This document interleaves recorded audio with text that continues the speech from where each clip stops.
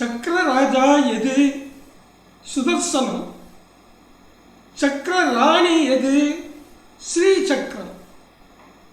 சக்கரராஜா சுதர்சனத்தின் மீது பகவான் அமர்ந்திருக்கிறார்.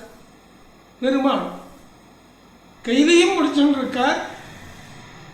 தேவர்களுக்கு உபதேசம் பண்ற போது அந்த சுதர்சன சக்கரத்து மேல உட்கார்ந்து உபதேசம் பண்ணினார் அப்படிங்கிறது பாகவதம்.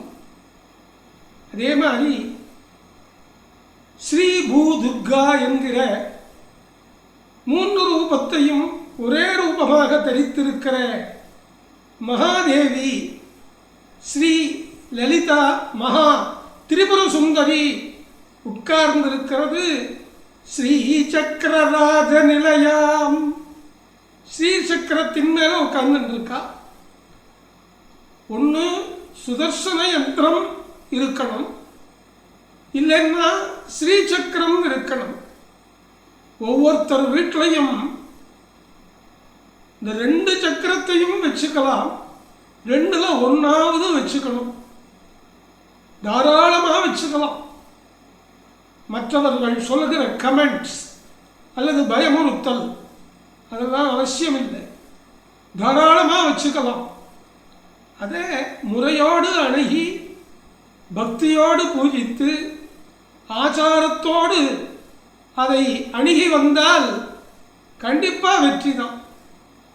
சுதர்சனத்தால் எதிரிகள் நீங்குவர், தொழில் சிறக்கும், ஜனதன மனவசியம் ஏற்படும்.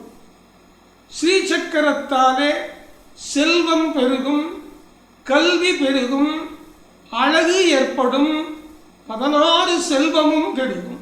எனவே உங்கள் வீட்டுகளில் ஸ்ரீசக்கரத்தை சின்னதா 6க்கு 6 சைஸ், 6 இன்ச்சுக்கு 6 இன்ச் சுதர்சனம் அல்லது ஸ்ரீசக்கரத்தை கடையில் போய் கேளுங்க.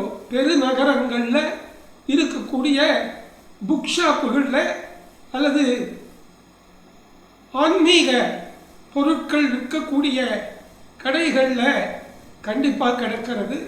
காப்பர்லையும் இருக்குது, பஞ்சலோகத்திலையும் இருக்குது, வெள்ளியிலையும் இருக்குது.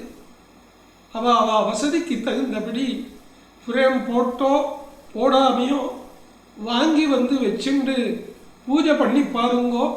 சக்கரராஜர் சுதர்சனம், சக்கரராணி ஸ்ரீ சக்கரம் மகாமாதா உங்கள் எல்லோரையும் கண்டிப்பாக காப்பாற்றுவார்கள் நிச்சயம்.